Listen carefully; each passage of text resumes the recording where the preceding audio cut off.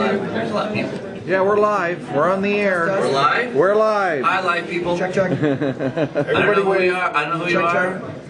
But you're cool to me. Oh, don't lie. That should be all right, so this is a Q&A, which is a very interactive. I know we're all tired and we're all just trying to make it to the end of the day, but there's some knowledge up here that you guys want.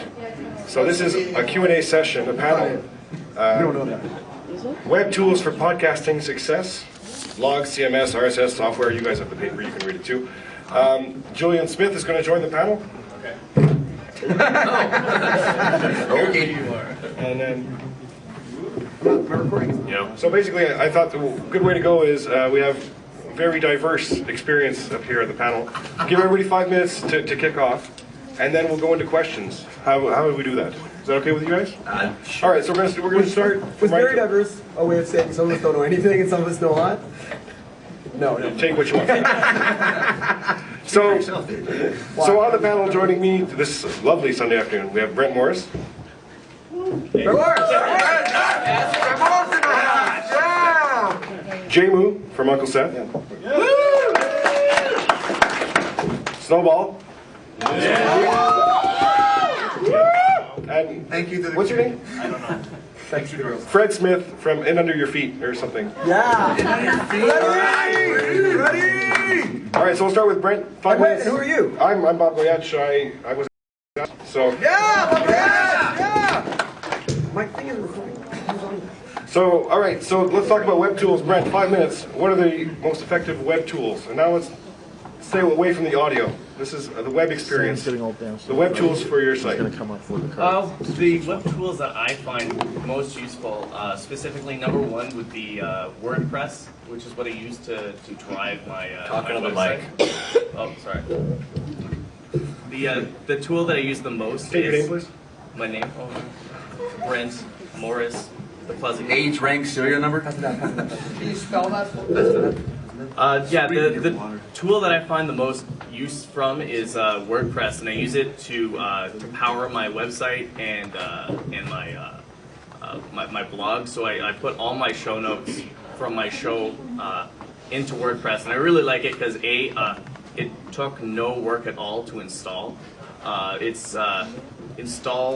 The installation for it is you press go and then it's done. And that's all you have to do. It's like next and now you're done. That's it.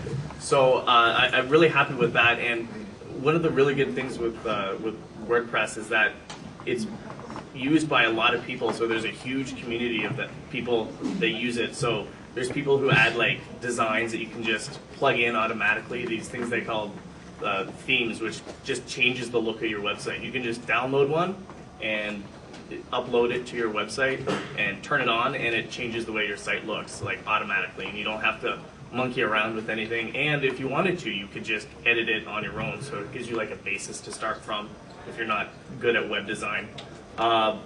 It's also useful because it like archives stuff automatically.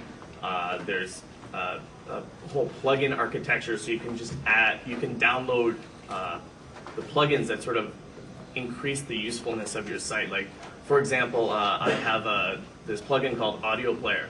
But what it does is it looks for if I have an enclosure in my RSS feed for my podcast, it puts in just a flash player automatically into my blog post. So if someone wants to listen to my show right from the blog, that stuff is in there automatically, and I didn't have to. I never have to do anything extra for that to turn on. So it makes it really easy for me to do stuff. The other tool I find really useful is FeedBurner, just because it's easy to configure and there's like no extra work that you need to do to set up your RSS feed. And I don't know, when it comes to like marketing and stuff, I find like MySpace and Facebook really useful to a certain extent, but I don't really use them to generate traffic. I just use it to communicate with my fans and my audience, and that's it. So, what are the URLs for all the things that you mentioned, in case people wanted to know? Okay, WordPress is at wordpress.org. Yep, thank you. FeedBurner is at feedburner.com. And MySpace is at myspace.com. And Facebook is facebook.com. So that's that. Makes total sense. All right, Jay. I want to do a little quick sort of survey thing here first. How many people in the room, first of all, have a website, either of their own or corporate that they maintain? So most of you guys are doing web in some capacity. How many people here are bloggers? How many people are podcasters? How many people are... No, wearing underwear. I was trying to F with you, but it's too. Oh, you mean today? It's too late in the day for me. Too late in the day for me to be creative. Well, there's lots of good tools, and there's lots of wacky little fun widgets that I guess we can probably get more into talking about. But Brent set the tone talking about kind of the bigger pieces to create sites, and he mentioned WordPress. I'll mention Blogger. I think WordPress is the better option if you have the ability to host a site fully, and you can afford to do that. Blogger is a great tool, and actually, let me just show you answer. Of the people who do podcasting and blogging, how many people use WordPress? How many people use Blogger? How many people use something that isn't WordPress or Blogger? What do you shout out? What else? Drupal. Okay, yeah. Anything else? Yeah, Drupal and Blog Matrix is a Blog site. Matrix. Blog Matrix. Cool. Okay, but majority, I think, we're one or the other of Blogger or WordPress. And I mean, all of these are just ways of creating blogs, and you don't have to have a blog associated with a podcast, but I think everybody here would probably agree it's the best practice. It's probably the easiest way to do it. You can either, you can code your RSS by hand if you're real hardcore, or you can do, I know guys who still do it. Or you can, there's lots of other ways to create RSS, but these other tools, a WordPress and FeedBurner, or a Blogger and FeedBurner, to me are the best ways to do it. Those are the only two ways that I ordinarily do it. So Blogger, for those of you who don't know, is a free service now owned by Google and kind of getting stable. And it's a good way to create blogs right out of the box. As easy as WordPress is, Blogger's in some ways even easier because it's got the option for a hosted solution that hosts on their Blogspot. So if you're, I would say you don't want to stay with that. You always, if you can, have your own domain name. And I'm sure this is something I know Julien would talk about and others would talk about is, register your own domain name and have your own identity as soon as you can. But if you want to start experimenting with blogging, Blogger's not a bad place to start. Yeah. There is actually WordPress. There is a hosted version. There is. You know what? And I always forget that because I always think of it as an install. You're absolutely right. Okay. But knowing that, and thank you for that. I actually didn't know that. But that's I think of it as I think software. WordPress.org is the open source. You host it yourself. Okay. WordPress.com is the hosted version. Thank you. I would say Blogger is and we could probably argue with this, but I would say Blogger is the lowest barrier to entry blog tool that there is. So if you're really, really intimidated by the idea of doing this at all, go to Blogger, sign up for a Blogger account, host it in Blogspot, and play around. And that would be my, for those of you who are not doing any of this stuff yet, that would be your kind of minimum thing, I would say. And you can turn that into a podcast piece of software by using, you need to use FeedBurner at that point to create the RSS feed to make it a proper subscribable podcast. But that's the easiest thing to start with. Blogger can also, and this is how I do a couple of my shows, is Blogger can also fire to your server files that will live on your server under your own domain name, so you can always convert over later to a server and stay with Blogger.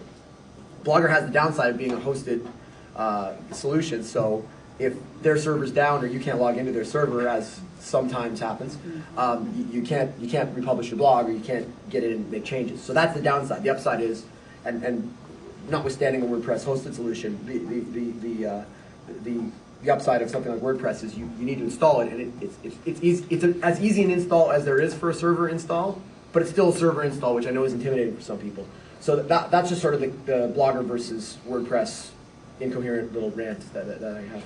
Yeah. I just mentioned that DreamHost is a hosting company, and they actually have WordPress one-click install, so you don't even have to do any configuration anymore. You basically just press a button and it installs WordPress for you. Yeah, and I think .easy has that now, which is one that I use a lot. And does GoDaddy have one-click WordPress? Anyone know? Okay. Another one that has it is PalWeb, which is the host I use, and it was just a one-click install. Yeah. And, So all things being equal, I think WordPress is probably the better solution, and we can.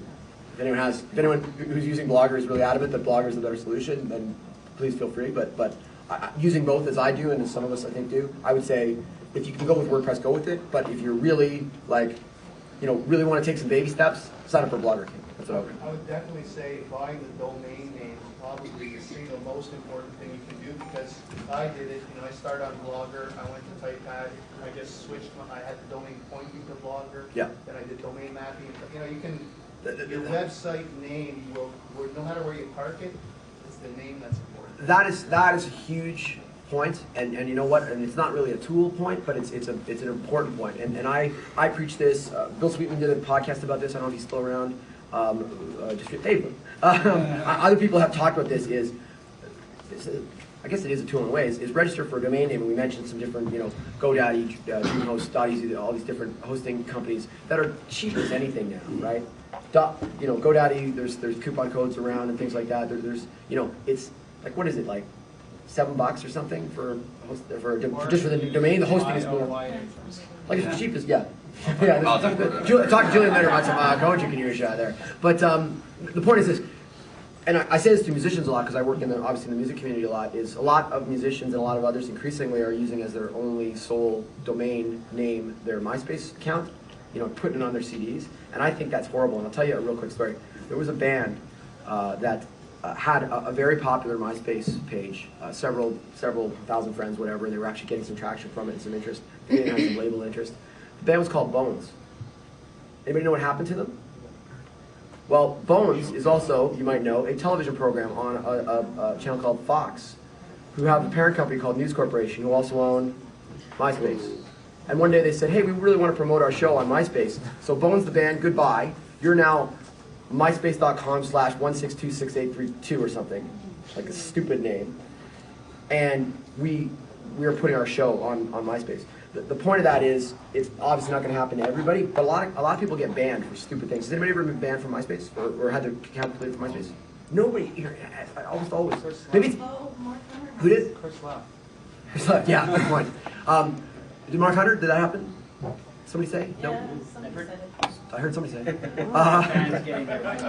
Anyway, I know bands who've had it happen to them, and you can get banned for the stupidest, most idiotic things.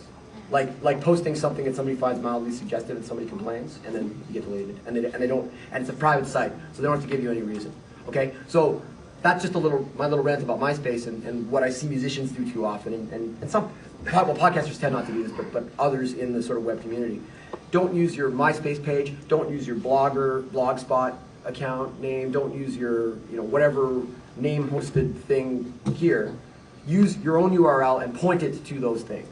Okay, that's the biggest piece of advice that I would give in at least in that context.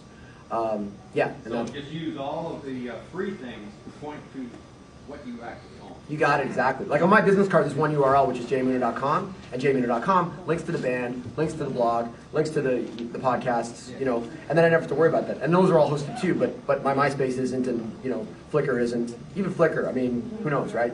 Flickr could get bought out and they have to change the name or get sued or explode or who knows, right? So any of those lose things. a little bit of control every time. Yeah, it's great to use free tools, but don't put your eggs in the basket of using them as part of your brand and part of your advertising. All right, let's hear from Snowball. Yeah, go ahead. Sorry. All right. Well, I mean, yeah, you definitely the free. If you're obviously strapped for cash or whichever, the free versions of like Blogger and WordPress are definitely great. I personally myself like to have everything stored in one particular spot. I have to have it my own, so I can be able to customize it any way I wish.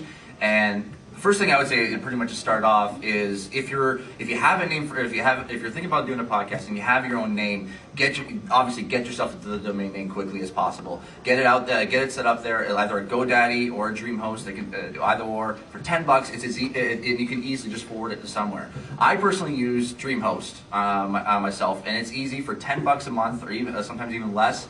You get massive amounts of storage and bandwidth. I have right now about 230 gigabytes of server space and 2.5 terabytes of bandwidth, and they increase it 1 gig a week. And just for $10 a month, it's very simple. And the server stuff that I use for my website is obviously Drupal. That's kind of more the higher end as far as being customizing CMS tools then more complicated than Blogger and more complicated than WordPress. But if you basically, where I started was I did start in Blogger, and then I moved from the, if you're starting out, definitely start at those, and then basically till practice makes perfect. If you work on that stuff and you start to learn the inside and out of it, start to learn CSS, start to learn HTML, you start to kind of really figure out how you want to customize things. And for me, I just basically just took that knowledge and I basically move up the scale. So if you think you're past, or you're past the growth of you using WordPress or Blogger, move up to something like Drupal, because it is an ever expanding community. There's so much stuff that you can be able to use. Obviously, if for those who know This Week in Tech, twit.tv, they use Drupal. That's how I found out about it, and I've been using it ever since for thisweekingeek.net. I use it for my own old podcast, snowballspc.com. Like, it's become that easier for me to be able to use that than anything else. And obviously, like I use FeedBurner for my feeds. I use it only in the fact that it's great for to be able to know stats. Because I mean, there's not easy to get stats for podcasts, as a lot of people know. And FeedBurner, at least to the extent of what I have, it does it to a certain degree. I love to be able to get more out of it than what it gives, but it works great for me. Now, as far as like say software that I use personally to be able to work on the website or whichever, what I use to say publish my feed is using a program called Feeder. It's on the Mac. It's done by a company called Reinvented Software, and it's a really simple program that you can that allows you to be able to create feeds, create new items. It integrates very easily with iTunes. It even gives you the option to be able to have an iTunes preview, so you can see exactly what your podcast is going to look like in the iTunes podcast directory, which is great because then you can be able to see what looks great, what doesn't, how to change like your album art. It does everything for you, and you can have multiple feeds. I think you can get it for like $30 US. You get a 15-day free trial with it, and it allows you to be able to upload it to your server or whichever. And then I just use FeedBurner to be able to link to that and use it for stats. Another program I use. This is for Windows. It's not to update the feed, but it's for updating your blog or your site. Is a program called WBlogger. The Blogger spelled with an AR at the end. It's basically like a word processing tool, but it allows you. It has options to be able to connect to any different type of blog or CMS out there. All you need to do, like, it has custom templates for Blogger, WordPress, Nucleus, B2, Drupal, and if it's not even listed on there, you can be able to link it to whatever API that you have on your site, and allows you to be able to use that. For Reinvented Software, which I just looked up, in case you want this feeder thing, which actually looks pretty cool, reinventedsoftware.com/feeder. Yeah, and it's on, like, that's what I use. It works great. If you want to go more into more advanced stuff, I can tell you a little bit more, but. Yeah. Okay, an important question. Yes. Sorry, I've been using Drupal, but a lot of people are saying, well, wiki, what is this wiki Drupal controversy? Which do you think is better? They're kind of different things. Yeah, I mean, wikis I like to use, but it's just, for me, it doesn't have the same customization that I love with Drupal. I mean, I've used it in the past. I mean, for some of you who may or may not know, I worked at G4 Tech TV on the show Call for Help. I was the intern there, and I got to use the wiki that they use to update all their shows. And for that, it's like Leo Laporte uses his own server to be able to use that, and to be able to edit quickly and to be able to collaborate on projects together with multiple. If you have multiple people working on your show, then wikis are great to be able to just update constantly. It's just, for me, it's not as great as a tool that's just me personally. I think, and I don't actually use Drupal, but from what I know, and having used Wiki for this event and other things, I think generally speaking, Wiki's for collaboration, Drupal's for super customization. Yep. Like, that would be the balance to me. Exactly. Drupal, you might be able to have 50 people work on Drupal, but it probably doesn't support that as well as Wiki. You might be able to customize Wiki, but it doesn't support it as well as Drupal. That would be the balance. Question on Drupal. Uh-huh. Do you find there's a speed overhead on the thing? I mean, I'm building a Drupal site and it's getting tediously slow on page updates. Yeah, I do see, like, obviously it's now that Drupal's kind of started to become more popular, obviously, with Twit and MTV Europe, I believe. Lullabot, they've been using Drupal heavily. The speed of it can be an issue. But the great thing about Drupal is that if for some reason, if you get popular extremely fast, or all of a sudden you're getting a lot of traffic to your site through, say, like a dig effect or whichever, Drupal has options to be able to do what they call throttling. So you can be able to select, say, okay, if there's a lot of traffic going to your site, you can say, okay, I want to turn this on and this off. So say you want to turn off the right sidebar on your site. If a lot of traffic comes to your site, you can turn that off and only just have your posts or whichever. So it does if you have a lot of bandwidth or a lot of people come to your site, you can have that option, and it does it automatically depending on what server load you have. Joined us a bit after we started was Michael Bailey here from Mobile Talk. Well, we didn't plug. Yeah. I asked Michael to be here because, well, they develop tools for websites, and I thought that he might have some insight into this. So, Tools for websites. Tools for websites. Yeah, sure. I guess my focus is, since from the show of hands, who is bloggers and audio content producers and video content and whatnot, it looks like just about everybody in here is producing some kind of content. So my focus is you all have an audience of some size, and how do they get in contact with you? Is it strictly through email, or is it a text comment on your blog? A couple things that are available would be like the K7 dial-in service, and does anybody use them right now? It's a 206 number. Not very many people at all. And I don't know really what else is out there, so if somebody could just blurt out what J2, and that's a dial-in service for your own area code. Okay. And is there any other forms of comments that you want to get from your audience? Or well, first of all, show of hands. Who cares what your audience has to say? No. Okay. So who knows what tools are already out there? I want to see who didn't care. Yeah, who doesn't care? Rich Joel. Hey, you don't care. Sure. So is it something that there's just no space that you can go to, maybe get a list of tools for audience participation, or would something like that be beneficial to you? Because we're actually thinking about blogging the types of stuff that are out there. Like, that's a great idea. Just compare the services. That'd be cool. Yeah. So we'll do that like today, and it'll be online tomorrow. All right. There you go. We built the tool before the end of the panel. Or we spec the tool. Exactly. Because I think, well, with K7, and correct me if I'm wrong, you get the audio comments from the telephone in WAV file format, but then you physically have to go download them and maybe convert them to MP3, or they show up in it comes in email as a WAV in file, email, and then in Audacity just export it as an MP3 so it doesn't sound as thinning. But it's something you physically have to do for each one. You also get fax spam.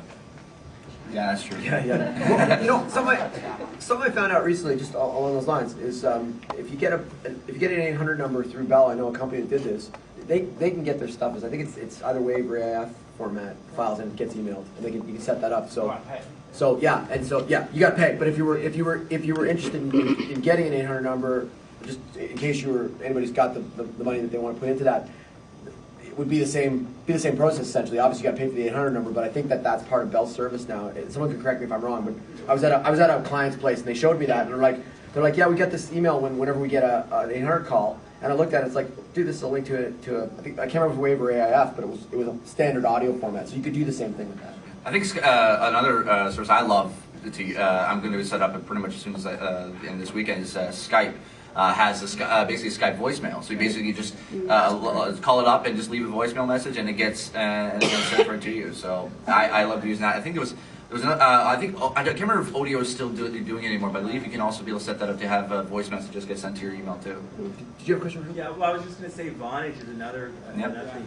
The $20 a month Vonage. Right, because they do the email. Yeah, and why not pitch the sponsors? BabyTel does it too. Of course BabyTel does it. We figured that was implied. Yeah. Okay, so you can pay BabyTel from your Scotiabank account.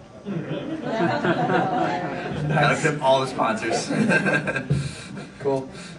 Okay, so I guess to return, basically, other than a couple people using the K7 service and the J9 service, J2, 9.2, Just email is all you're getting right now? No? What other? Comments on the blog and my Chingo. But text-based. Oh, you guys use my Chingo? Yeah. The guy that created that is here, by the way. Somewhere. Yeah, it's me, but. Who's that? Yeah. Hey, how you doing? My name's Mike. Nice to meet you. Anyone want to diss Chingo? Anyone? We used my Chingo on the official PodCamp Toronto blog, and we were quite happy, although the only messages we got I saw two. were from myself and Connie. Who are the bloggers? This is a test. It'll be a test. Yeah. And who's doing an audio podcast in here? Show of hands again. So see, you all should have left a message. You have a microphone, I know you do. Yeah. You use a studio. Yeah, ours is locked in. So yeah, we'll put something together. We'll compare the services for you. Obviously, we're gonna pimp our own service too. That's not even quite ready for you yet. Big but we'll put it all on mobatalk.com. Awesome. And if it's not there, look at mobasoft.com. Can I ask a question on Mobatalk? Sure. When you leave a message, is it easy to grab it off of there and play it on the show? How does that work? Because I've heard people say like they can't figure out, they're not sure how to do it, and that's been my resistance to putting it on my blog. Yeah, the current My Chingo is once you log into your control panel, you just select whatever message you want, and then there's a download button, and it's all flash-based, so it'll open up a window and let you download it right from there. If it doesn't work, just send me an email or give me a call.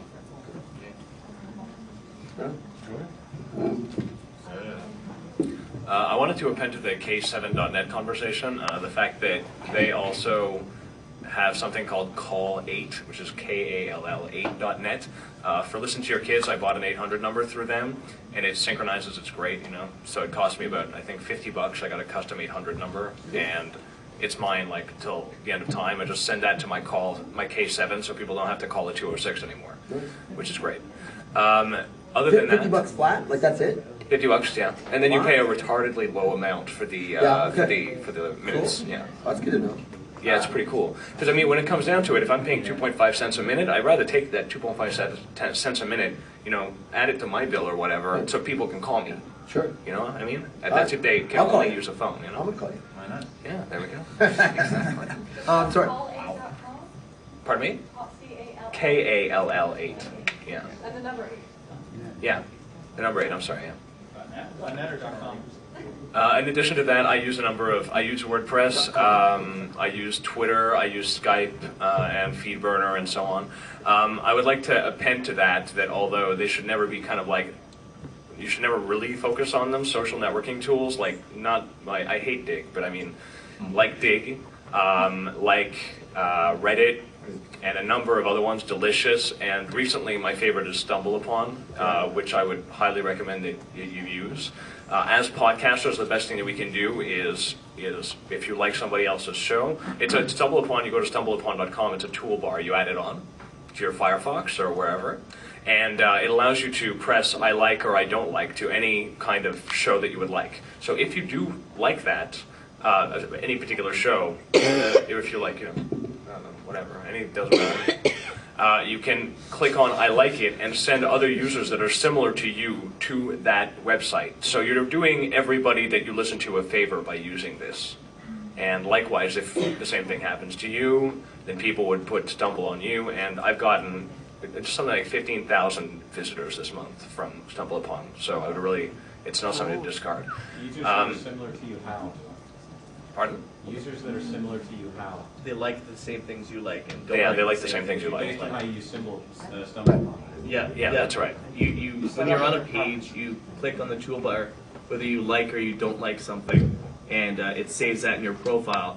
And what StumbleUpon is it's a website discovery tool for. I use it when I'm bored and I need something to look at. You click Stumble, and it looks at what the things that you like and you don't like, and it looks in its directory of things people have recommended, and it'll just send you to that page. It's a recommendation engine for websites. Yeah, it's just like it's like Amazon for books or exactly. Or Last.fm is for music or in my opinion, it's the best of all the social networking sites at the moment because of the fact that the users themselves are open to things already by the simple fact that they are probably, like Jay, bored and being like, oh, I want to find something new. Click. I'm really engaged. I'm engaged. You're engaged. I can tell you're engaged. And you can leave comments too, right? Oh yeah, you can leave comments. Like you can say I like, I don't like, but you can there. also say why or why not. Or Yeah, exactly. You can tag sites, etc. I don't know. I don't. You know, there's so many different plugins that you can put into WordPress as well, and I would urge you to take a look into a number of different ones that are all for free, and they will enable you to use your site and your WordPress blog in so many, in such a greater number of ways. So, I mean, I think that's about it for tools for me.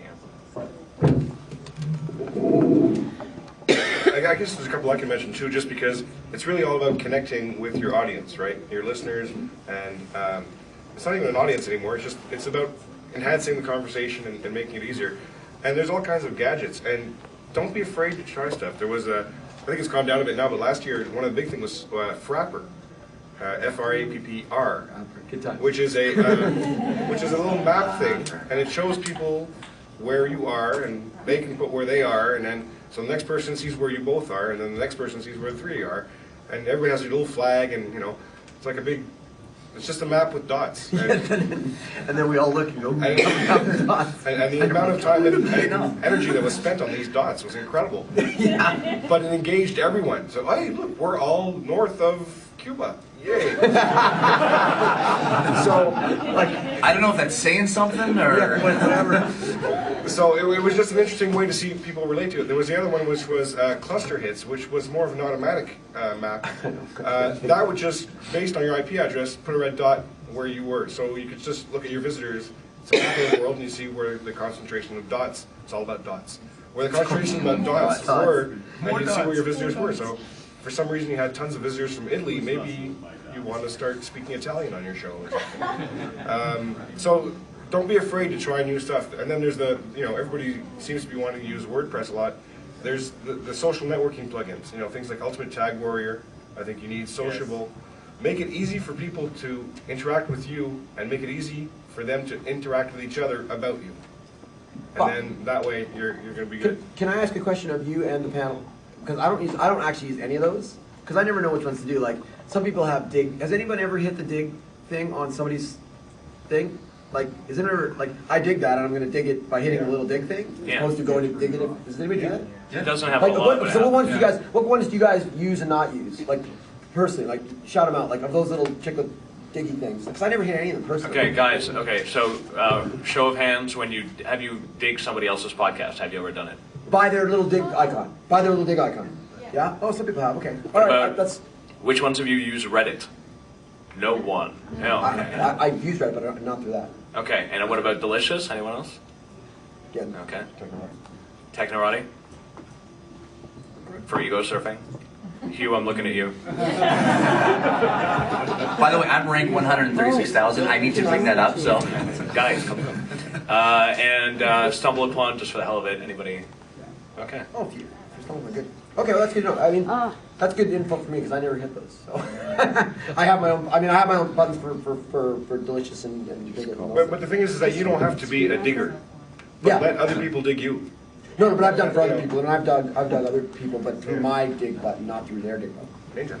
Oh, for vanity, if you want to do vanity checks, you can use Google Alerts and plug in your own show or your own name, and it'll just send you an alert every time your show shows up on some directory. I love it. That's a great point. Well, can we do a quick on Ego Search? So the ones that I like, Google obviously, and Google, the thing, I have like a 3-step Google thing that I do all the time, which is, I do the band lots. I'll do Uncle Seth in Google proper, and it's usually the same stuff, which is art. It's basically just to check to make sure that the Uncle Seth's Big Pig Cookie hasn't surpassed the Uncle Seth band site.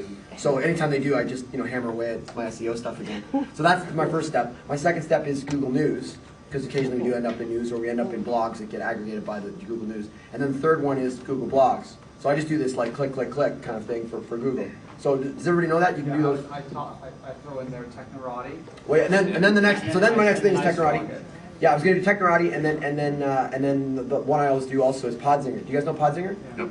Podzinger is rocking. I love Podzinger. Really? Podzinger is, I do, because you know what? It's totally like, it's maybe 5% or it's maybe 3% or it's whatever, but the fact that it does it at all The fact that it even exists is But so does cool. it help you? It actually I'll does. tell you what helps me. I'll tell you what helps me. If somebody played the band and they didn't report it on PodTech Music Network, or they didn't email me, or they didn't put the entry in their blog, or their blog didn't get searched by Technorati, but did get picked up by Podsinger, or they mentioned the band in some context. I've picked this up from Buffet, where you guys have talked about the band and not played it, so you didn't put it in the show notes. Because why would you put it in the show notes? We just mentioned it randomly to say how you love my hair or whatever. But it's fun to know that you guys were doing that if I haven't listened to the show yet, or if it's a show that I would never listen to otherwise. So for me, that's so Podsinger does a search of the audio, right? Yeah. So it actually does a literal look through the audio of something. And the other thing I love it for is that you can click directly into the part of the show where you are. So here's the other thing, for the band, we do this a lot, where if somebody has played us, and I don't necessarily want to listen to the whole show to figure out, where at 47 minutes they played us or what they said about us. I can search for Uncle Seth. I can click on Uncle Seth. It jumps me into that part of the show, and I can hear, I think Uncle Seth's the worst band in the world, but I'm going to play the song anyway, or not, whatever they've said. But I can hear it in a second, and I can know whether I want to download the show or listen to the whole show. So for me, that's a great tool. That might be more of a band thing, but I think potentially that's a really useful tool. So those are my EcoSurf tools personally. Even going beyond the just the ego surfing on Podsinger, I work with Command N, and when I started, and I work exclusively with Podsinger, it's also great for like say even tech podcasts. Like you say you mention something or whatever, and you want to be able to you remember them talking about it. You remember someone talking about it on their show, but you can't remember exactly which episode it is or where it is in the episode. Podsinger's great just to be able to say, okay, I want to know everything about Reddit or TechCrunch. Okay, I'll go to Podsinger, look it up, and you can see exactly who mentioned it and what they were talking about. Oh, and you can put a Podsinger search on your blog or on your site, so people can Podzing your stuff. So if they want to do that to you, they can do that right off your site, and I have that on my site. All right, we got a question from you. Or? Yeah, maybe not so much a question, but just it's funny that I know Julien just gave me a hard time, but the ego surfing thing. We spent the last, or at least most of the discussion over the last 2 days has been about building community, and the reason I check Technorati all the time is I check to see who's linking to LibriVox, and I always, no, not so much anymore, but certainly in the early days of that project, I would always go and leave a comment and say, thanks for checking out. And no, it's a very good idea. I know I said the ego surfing thing, but you're absolutely right. But to me, that so yeah, I think that's really important to also go out. I'm sure this has been talked about elsewhere, but go out to the community. Don't just have your fans talking about you on your site, but go visit them. Well, I said this, and anyone who was in Chris Brogan's session earlier knows this, but I mentioned this, and I always use Chris as an example of this. One of the coolest things for the first PodCamp was that Chris, I swear to God, commented on every blog that mentioned PodCamp. He found our buddy Charlotte, who's our Uncle Seth merch girl. He found her LiveJournal site. Nobody comments on Charlotte's LiveJournal site but her friends. I think he was the first person who she never met that commented on her LiveJournal site, and she freaked out. And it made her so excited to go down there. And I think that's exactly what he was talking about. And one of the things that got me so psyched about going to PodCamp was that Chris Brogan, before I even ever met the guy, commented on my blog to say, it's great that you're coming to PodCamp. That was I still get chills when I think about that moment, because it was a revolutionary moment for me. And Chris Brogan's so hot. Jay gets chills. Free hugs, too. Free hugs. One of the things, getting back to Hugh's ego searches, we all know about Hugh's ego, but within the LibriVox community, Hugh has taken on one of the roles he does is with the specialized searches for LibriVox. He's reporting back to the community. We're a very large community, and he's saying, hey, this is what people are saying about us. So he's coming back to the community and energizing the community and building the community within, because he's our ears on the outside. And that's also very affirmative for the community. So Hugh's building a community ego. Yeah. That's awesome. It's not ego surfing, it's building a community. It's not a personal ego, it's a community ego. That's awesome. You must negate the self. Marco? That's right. You will be assimilated. Stumble Upon, which is a new tool that I started using, primarily for reading. Yep.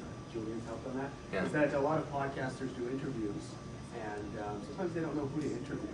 But if you've been using Stumble Upon regularly, you can stumble onto a completely strange site, get in contact with them, and say, hey man, you want to do an interview? That's a very good point. Good That's call. great. I'm available for interviews. Me too. Cool. Wow. Any other questions at this point? Because we're going to mix both ending sessions together. Because Jay hasn't talked enough yet, and so Jay had a presentation on compression. And I'll do it real fast. So he's got a little talk, but if we can talk about tools for another 5 minutes or so. Or whatever, yeah. Can I do all those, you call them social plugins on Blogger as well? No, that's one of the problems is no. if you're not hosting it yourself, if they don't give it to you, you ain't going to get it. And Blogger will let you not do anything like that. After 1,000 posts, I'm scared to move anything. Well, I started on Blogger initially, and you can export, and once you install WordPress somewhere, you can actually import into WordPress. You might need to do a bit of tweaking on, but if you do it right, and there's so many guides on the net on how to do it, you can usually do it, and in 10 minutes, you're up and running on WordPress. WordPress.org has tools so you can specifically do this. I've done it before. I did it with Marco. Where is he? Just left. Ugh, bastard. But anyway, I did it with Marco's blog a couple weeks ago, and because he moved from movable type to WordPress. It's the same thing with Blogger. You export to a text file, you import the text file back into WordPress. I know I used some really complicated words there. No, I mean seriously, it works remarkably well, and then all you have to do is choose a theme, you're on your way. Doesn't that really affect your search rankings though? I'm sorry? Doesn't that really affect your search rankings when you switch? Of course, yes, of course it is. But I mean, if you're stuck on Blogspot, now, I'm not saying it, but I'm saying if he has decided upon that already, then yeah. But of course, you have to. People should know that really, when you do that switch, it can really affect your search rankings. Well, if you have your own domain to begin with. Yeah, that's why you need your own domain to start with. Then you're okay. So yeah, it will initially, but it's still all the same text, and eventually stuff will repoint it.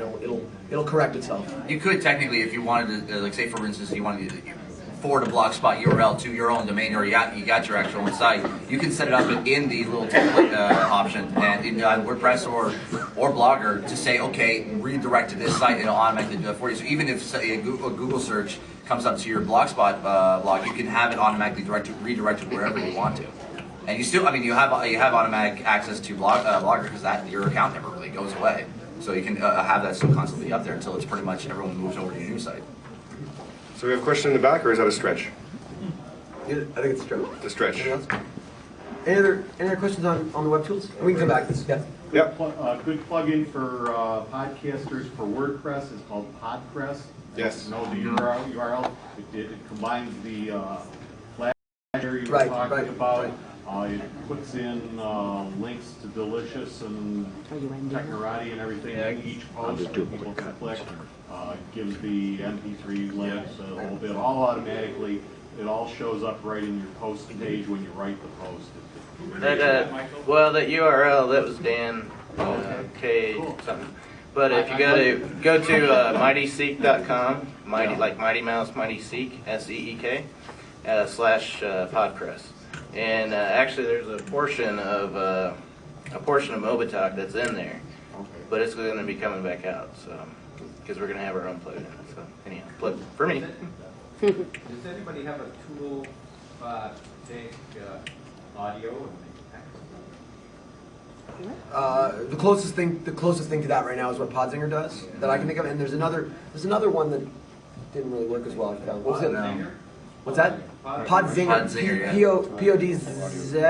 PODZINGR.com.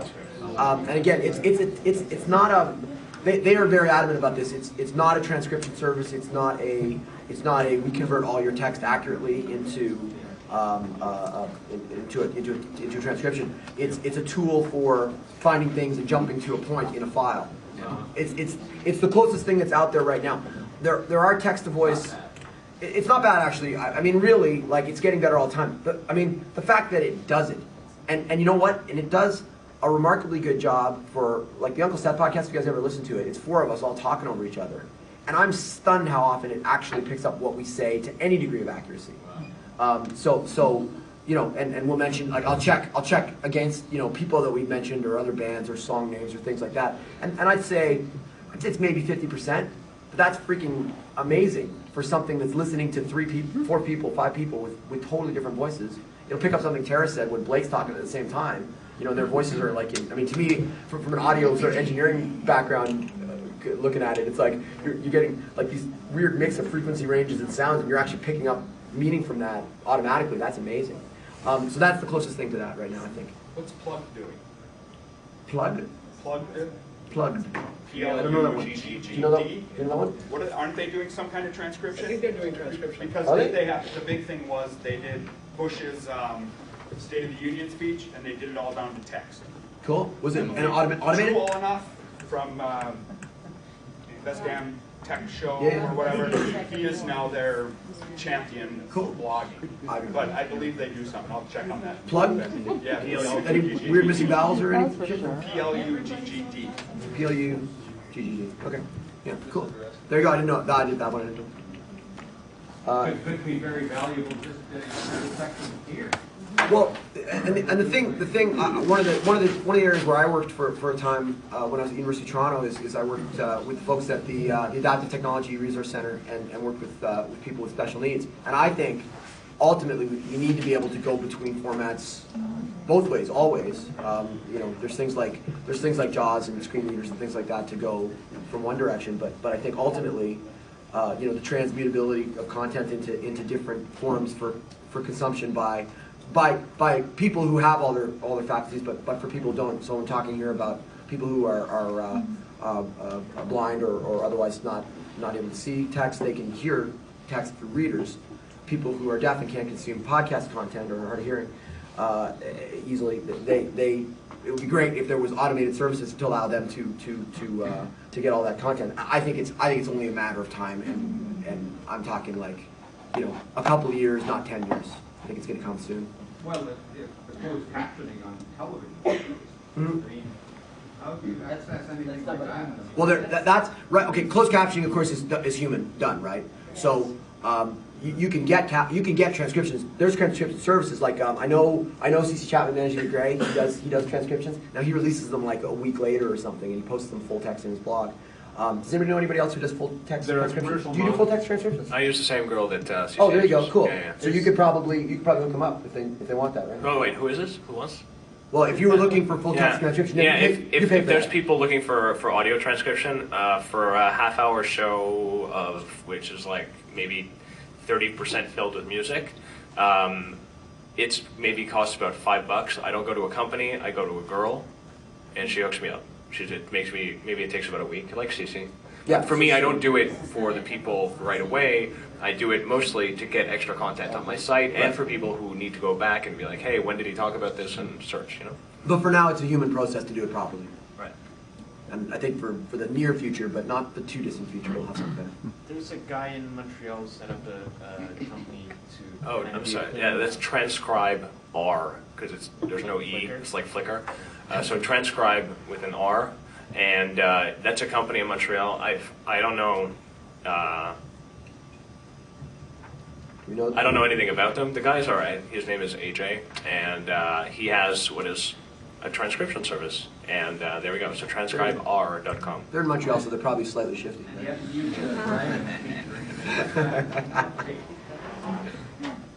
Like Dragon Speech? Yeah.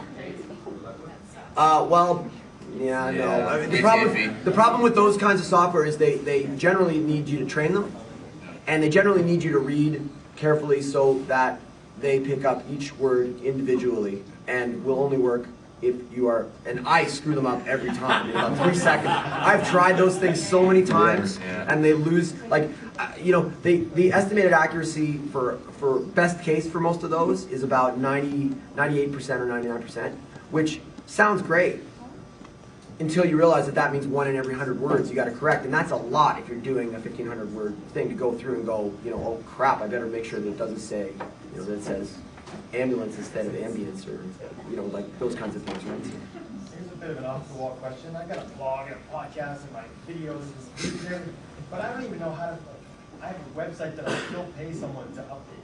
What's the easiest way to learn how to make my own website these days? Install WordPress. Yeah. Browse different themes. Find the one that's closest to what you want and hack the crap out of it. Yep. That's one way to do it. I don't even know what you mean. Well, that's it. Okay, here, guys. It was hellish to hack the crap out of it. Install a theme you like and stick with it. There's that. But I mean, WordPress is very simple because once you install a theme, you see what the files are. It's like, oh, okay, this is the background image. It shows me a car. Well, I've got a flower here I'd rather use. Rename it to car.jp, and all of a sudden, there's your flower as your background image. And you start with that. I mean, that's how I started. I'm not a web design guy at all. But you can get. I mean, I've always used Dreamweaver for things. And you know what? Like you can set, like you can get like one time hooked up so that it'll do the FTPing thing, and then it's just like saving, and you do save to server. What about these automated websites now that it's all just you just give them their content, they put it in, it's $5 a month. You know those ones? Yeah. I mean I go back to like scratching HTML code in the sand, so I never do those things. But yeah, what we used to do is we used to scratch it on tablets and we'd send it to the server guy and he'd transcribe it into advance. Although actually it was in this building. I was talking to Mike Murphy about this earlier. It was in this building where I did my first HTML code on these old DEC Unix machines and their little crazy notepad thing. And then there was, anyway, but you know, you don't have to do that anymore. You get a program, again, the one I like because I've used it for a long time is Dreamweaver, and it's a WYSIWYG program. If you can use Word, you can use Dreamweaver.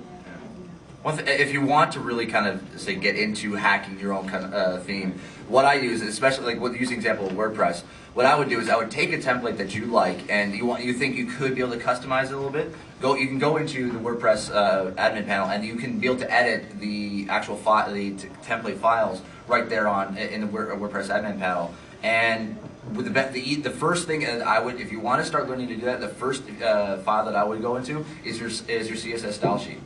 If you could be able to start learning that, then it's a little bit easier. You can be able to customize colors, fonts, all that stuff, and then you can be able to build yourself up to, like, if you want to customize PHP or whichever. I mean, I never really coded myself anything from scratch. I just basically take something that looks something that I would love to be able to have, and I just basically tweak it until I love it. But you don't. He's talking about CSS. You don't necessarily. You have a tech show.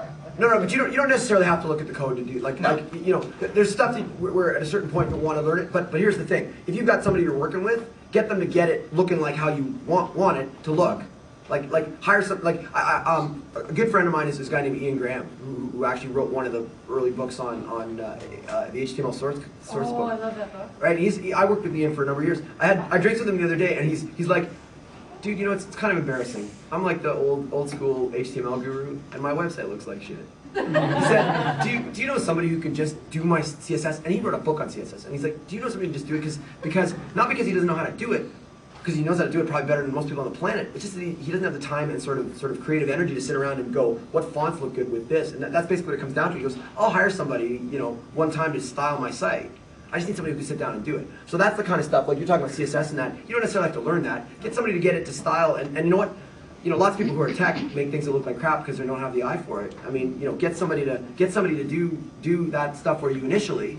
Set it up in a way that you can maintain it through a WordPress, whether it's if it's maybe it's like a Dreamweaver, maybe it's like a code thing where you're just dropping your codes. There's people who sell WordPress themes. Yeah. Or we'll custom develop customize WordPress. Yeah, and it's not that expensive.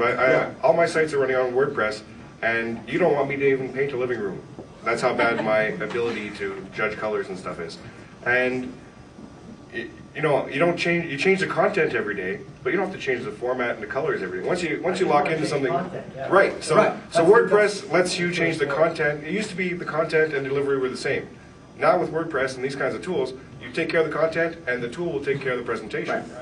So if you have to pay that one-time fee of getting somebody to, it's a friend of ours in Argentina. I use Snowy Day Design. He's done all our sites. Great, he knows what I'm thinking. I want it to look like this. It comes back, put it in. Great, thanks. And I move on and I worry about my content. So that's a good way to go too.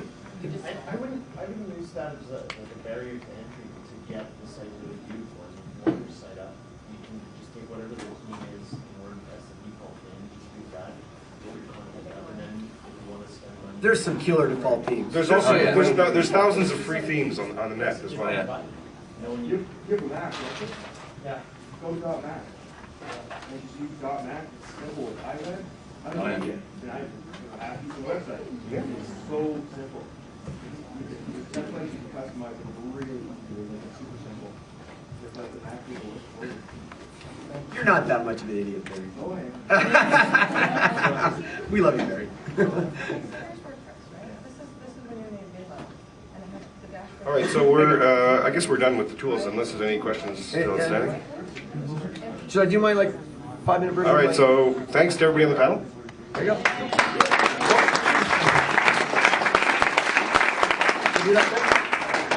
Does anyone want to hear my compression?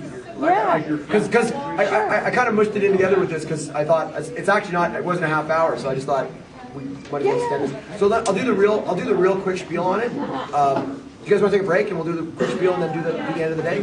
Let's take 10 minutes and then we'll come back. I'll do that and then we'll end the day. All right. Thanks.